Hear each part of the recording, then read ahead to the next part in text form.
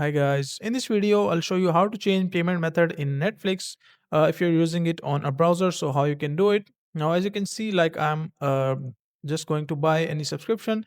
So if you're using the Chrome browser or the Edge browser, the process is pretty same. Just click on these three lines and go into the settings, and into the settings you will see on the left side multiple options. So just go into the second one, which is autofill and passwords.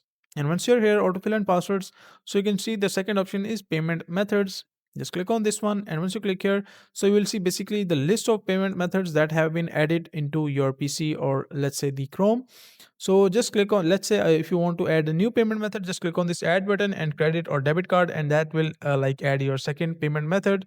But let's say that you want to remove this one, which payment method is already added. Just click on this button, and once you click here, that will take you directly to the Google Wallet page where you can just remove payment method. Just click on this button, and once you click here, your payment method will be removed and that list will be empty. So once you remove it, you can just add it from here.